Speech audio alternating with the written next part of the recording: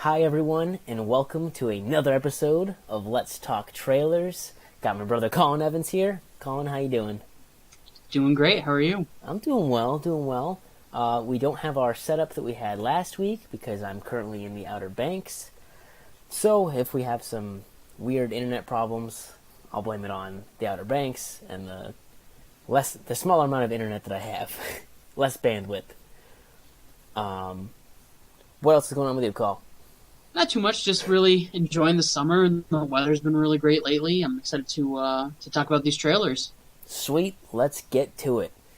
So first up on the list, we have The Hollers official trailer number 1 that just dropped today. Terrified.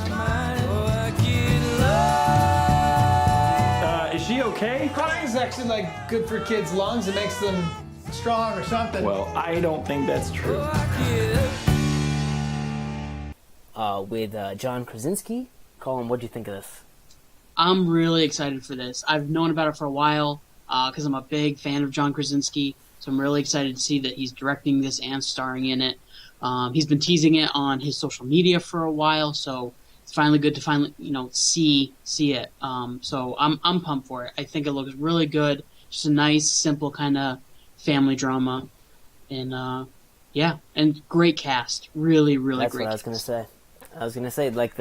I didn't really know much about the movie, and so this was kind of out of nowhere for me.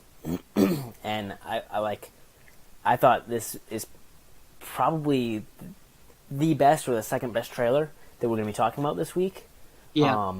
I was really surprised, and then, it's just a little family drama, but the cast with just the way that this film is put together looks really solid. It just looks like a well put together movie, and the trailer hooked me instantly. So I'm totally on board. The cast is phenomenal. Anna Kendrick is doing everything.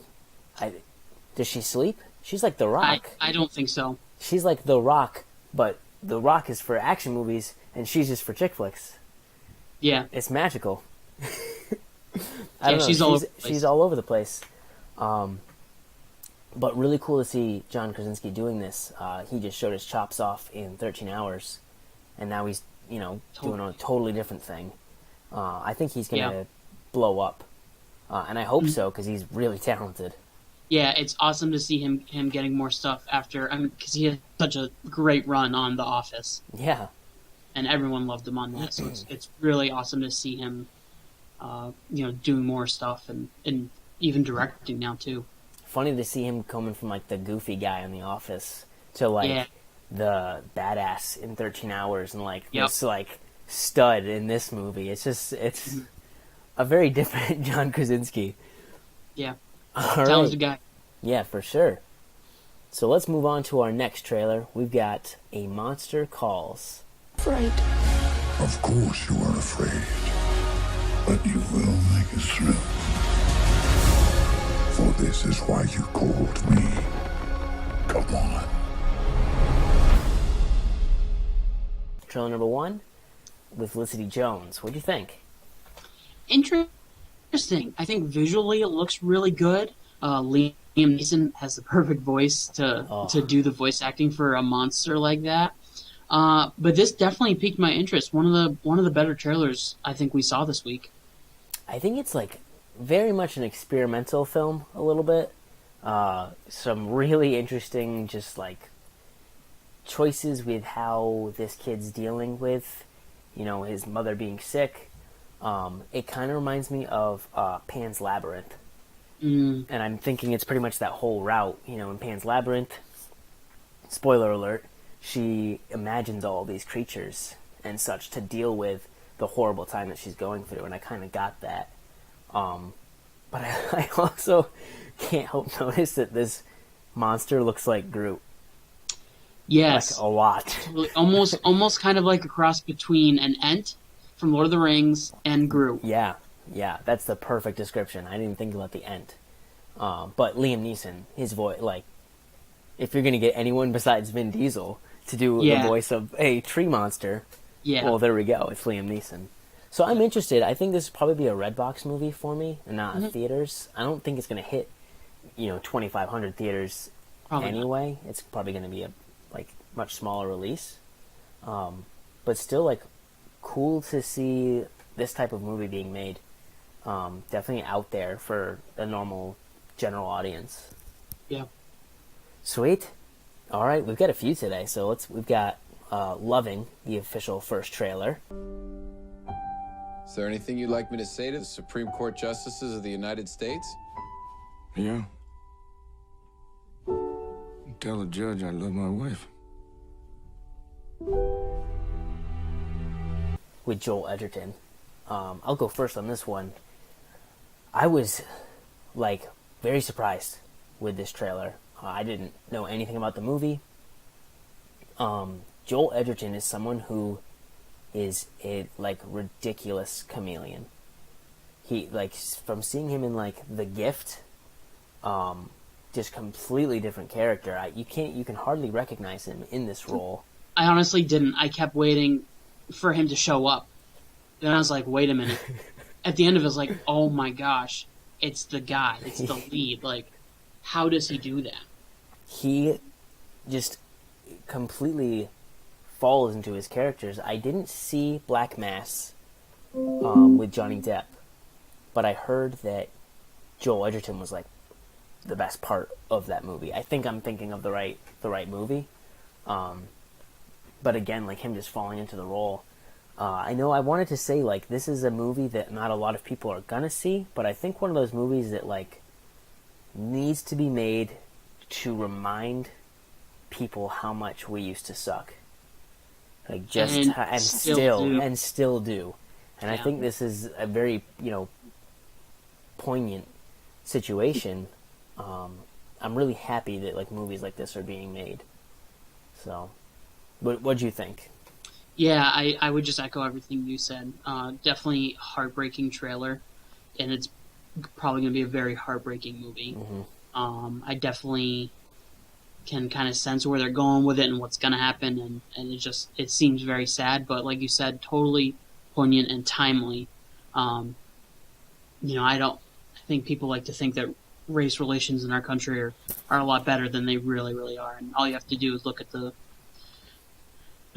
current events and what's been going on the last couple of weeks alone to see that it's not. And, this just 50 years ago when, at least from the costumes and cars and everything, looks about 50 years ago.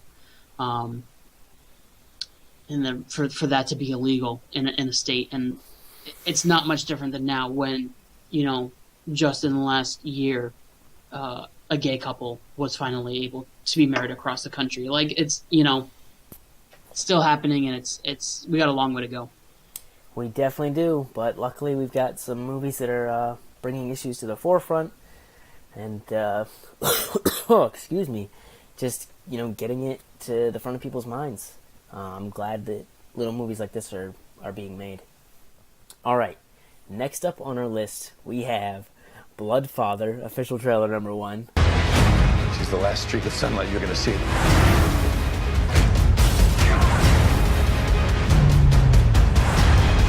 Whatever you're gonna do with Lydia, first, you need to deal with me. Mel Gibson. I'm going to let you go first on this one. I'm curious. I don't know. I'm torn on this one. Despite his many personal shortcomings, Mel Gibson is a talented guy. Yeah. Braveheart, arguably one of the best movies of all time. I loved him. I think you did too in The Patriot. Oh. Very, very talented guy. Great director.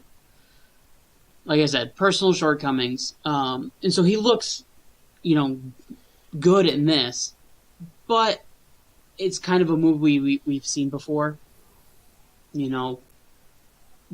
Father trying to reconnect with the daughter he never sees, and they're in a bad situation. He's got to protect her and save her.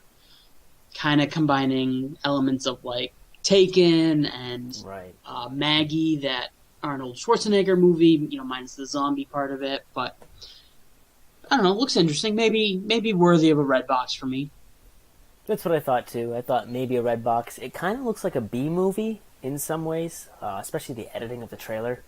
But what I notice is that like this is kind of getting him in the mind of people again, and he's directing a big movie that's going to be coming out, a World War II film, I believe. And I think he's trying, to ease himself back into Hollywood, and because he's been out of Hollywood for a while now. So I think this is a good small little movie to do that. Personal issues aside, if you can separate the artist from the person, as a director, he's phenomenal, and as an actor, I think he's fantastic. I heard that I didn't see Expendables 3, but heard he was like the best part of Expendables 3. Interesting. So I definitely not a theater movie for me, because it definitely looks like a B movie. But I was interested, and kind of like, though I don't like what he's personally done, I'm happy to see the creative Mel Gibson, back in Hollywood, because his talent has been missed, for sure. Definitely, I agree. All right, what's next? We have Goat. First trailer with Nick Jonas. Punch me in the stomach! Sigma Mu, we are brothers through and through. Never cuss and never lie. We are brothers till we die. We are brothers till we die. We are brothers till we die. I guess I'll start this one off. At first, I thought this was just going to be like a frat boy, like, comedy. That's kind of how the trailer played out. I really liked how this trailer played out, because you had like everything that's good about frat boys and fraternities and sororities at the start, and then it like drastically just turns, and it's super dark and like almost, I was uncomfortable and just felt like really gross watching this trailer. And that's what it was meant to do. It's trying to like shine a light on this thing that's still going on. And I think that's good and bad. I think like there are probably fraternities and sororities out there that do really good things, and they don't do these ridiculous hazing rituals, but there are ones that still exist. So I think, again, a movie that's kind of shining a spotlight on something that needs to have a spotlight on it. So it looks kind of crazy. What'd you think? Yeah, I would totally agree with what you said, and in fact, I was going to iterate the point that there are frats and sororities out there that are full of really great people, and a lot of them do really great stuff. And I could say even the majority of them do. But as somebody who works on a college campus with college students, who has seen what can happen, this hits a little too close to home for me, because these things really do go on. Though, like I said, they are the minority of those organizations at very, very large institutions, the 40,000 plus ones. These things can and do go on, and it's rough. And I like that it's looking at it from, at least from the trailer, it's not building it up. It's really looking at this, at least the psychological effects on a person that has to go through this stuff just to join a frat. Right. So I bet this is one that I'll definitely be seeing and probably talking about with colleagues at work. Yeah, for sure. This is not Blue Mountain State. This is this is definitely going the opposite side of that spectrum, and just going pretty dark. Nick Jonas going pretty dark in this. See how he does. I haven't seen him in anything. Yeah, I don't know. It'd be interesting. Definitely. So probably a red boxer for me. Not a go out to theaters for, because I feel like I'm going to be really uncomfortable watching this movie. Yes. Yes, absolutely. So, we shall see. Alright, what do we got next? We have Table 19, Anna Kendrick again. Play the clip.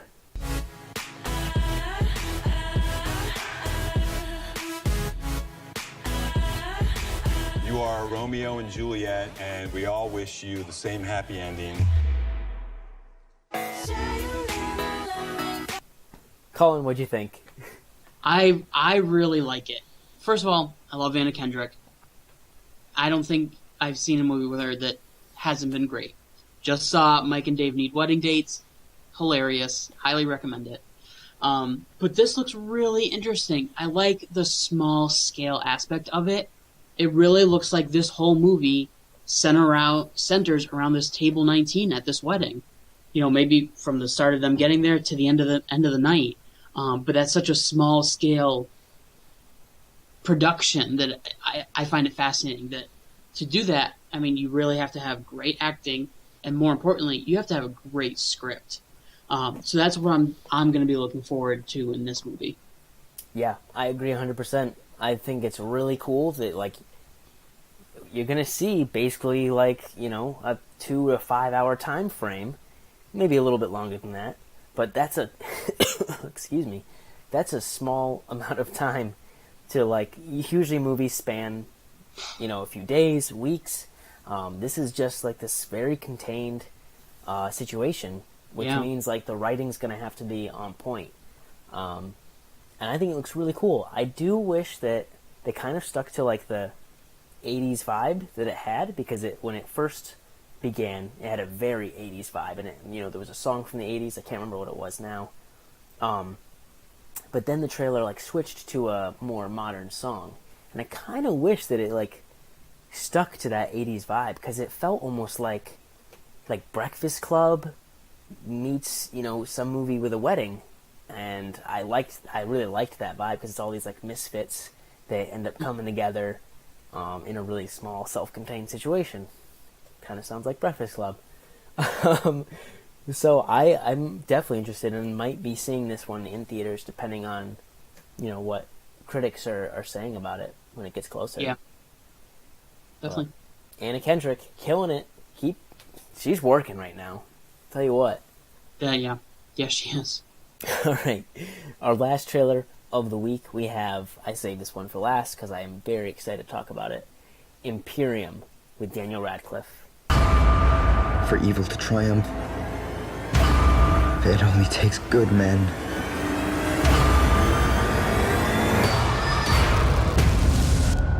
To do nothing. What'd you think, Cole? There's a lot going on in this trailer. This movie definitely looks like it's going to be kind of an edgier seat, hold your breath, wait for the next, shoot or drop kind of movie. And I think it looks phenomenal. I'm so excited to see Daniel Radcliffe, because he's a good actor. And I don't know if he's getting enough credit for that, because I've watched a lot of his movies post Harry Potter, and he's really good, and he's really entertaining to watch. And this looks almost scary with what he's going to be involved in and what's going to be asked of him to do. It kind of gives me a vibe of, like, The Departed. He had the informant in there, and that, like, because that whole movie, you're like, oh my god, what is going to happen next to this guy? Because you're rooting for him the whole time. And I feel like this is going to be the same way. The editing, the cinematography, everything about this movie looks really awesome. I was super impressed. I also didn't know about this movie at all. Excuse me. I was just really surprised when I saw this, and just saw how well put together it was. Even the music used in this trailer, just everything suited it so well, and it, like, knew exactly what it wanted to be. Yeah. And just, I'm happy for Daniel Radcliffe. I'm so happy he's, like, breaking out of just being Harry Potter. I still, even when I showed this trailer to a few people, and they were like, oh, Harry Potter's in it? I'm like, yes, but Daniel Radcliffe, he's trying to move on from that. And I give him credit. I mean, he's working for it, and he's taking on roles that are going to get him there. Not just, jumping off of Harry Potter and doing another blockbuster. Yeah. Because that can sometimes just completely derail you. Mm-hmm. So I was super excited. Kind of go off sidetrack here. I think that's what has happened with Jennifer Lawrence a bit. Yeah. With Hunger Games and X-Men. That's a great point, because people just got fatigue. And I think Daniel Radcliffe's doing it right. We've seen it multiple times where people come off of a big franchise, like, this is a long time ago, but Mark Hamill, Star Wars, he, had this huge franchise and then just kind of fell off the rails there. But yeah, at least definitely as far as acting in movie. Right. Very successful voice acting. Yeah, definitely. But I think that's kind of what he had to do because it didn't work. Right. But I think your point about Jennifer Lawrence is like perfect. That's exactly what's a lot of fatigue. And I mean, he's really doing a diverse set of movies. He has one coming out soon called Swiss Army Man, and that's out there. Yes, it is. It's out there. Yes, it is. And then he'll go and do the blockbusters too. He was just in Now You See Me Too. So, Yeah. But with like just a smaller role in there. So I think he's doing pretty well with diversifying himself, which is cool. I'm rooting for that guy because he just seems like the nicest guy in Hollywood. So very excited for this movie. This is going to be I'm going to see in theaters type of movie. So, all right. Yeah, for sure. Oh, sorry, Cole. All right, guys, it is that time for opening this week. So we've got 2 movies opening this week. We have Ghostbusters and The Infiltrator. Colin, are you going to go see either of these movies this weekend? This weekend, probably not. I still need to catch up on a couple movies that have come out that I haven't seen. I really want to see The Purge, and still have not seen Independence Day. I know I've heard not great things about it, but I got to see it. That's one of those movies that even though it might not be great, you got to see it in the theaters to really experience it. But I do really, really want to see Ghostbusters. Cool. Yeah, I still have to catch up. I want to see Mike and Dave Need Wedding Dates. That's priority number 1 right now for me. Yeah. But then I also want to see The Purge. I need to see Independence Day. I just saw Finding Dory recently, which was phenomenal. That was great. But I haven't been sold on either of these movies coming out. Okay. Ghostbusters, I actually haven't been like a huge fan. I like the original Ghostbusters, but I was also, kind of older when I first saw it, and by that time, 80s effects and stuff, very dated. The comedy I didn't quite get when I first saw it. So it didn't hit with me like I absolutely love Ghostbusters. And this one, there's like points of the trailers that I laugh like ridiculously hard, and then other points where it's like, okay, what are you guys doing with this? But I do want to give it a chance, but I think I'm going to give it a chance on Redbox. Because I love Melissa McCarthy, love what she's doing. She looks phenomenal in this. She's lost a lot of weight. But I just haven't been quite sold to where I'm like, okay, I need to go to the theater for this. And then the Infiltrator, I can't remember what the Infiltrator is about. So the trailer did not stick with me at all. Yeah, it's Bryan Cranston taking down the mob, I think. So it's like a Liam Neeson movie, but without Liam Neeson? Yeah. Sweet. So that is what's opening this week. Let's see what we can find on Blu-ray here. So we've got, on Blu-ray this week, we've got Miracles from Heaven, Louder Than Bombs, Divergent, the Divergent series, Allegiant, and The Dark Horse, and then Everybody Wants Some. Colin, are any of these on your Redbox list? No. I'm honestly checking on 2 of them because I've never heard of Louder Than Bombs, and I don't know what The Dark Horse is. But it's probably because they are both foreign films. Ah, okay. The Louder Than Bombs looks like it's from out of Norway, and The Dark Horse from New Zealand. Okay. So I might have to put some more research into those, right, and check them out because they definitely could be hidden gems. The other ones, no. Yep, me either. Everybody Wants Some. The trailer looked okay. It's a Shane Black movie, I believe. No. The guy that did Dazed and Confused. Dazed and Confused. Yes. Okay. Why did I think Shane Black? Right, because it's technically a sequel. Yeah, he Sort called it of. a spiritual sequel. Richard Linklater. Linklater. Okay. Right. Boyhood. Yes. And Divergent is detergent.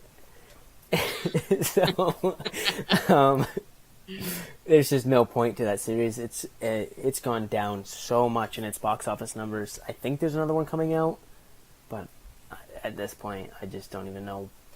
They're just making it. They're just making it to make it. I've never seen any of them. Yeah, kind of a sad week for Blu-rays. Yeah, much better week for trailers. Much better week. A lot of them were really good. Yeah, definitely some really interesting stuff. That's all we got, guys. That's it. That's it. No more. All right. So we will see you next week when we talk trailers. Bye, guys.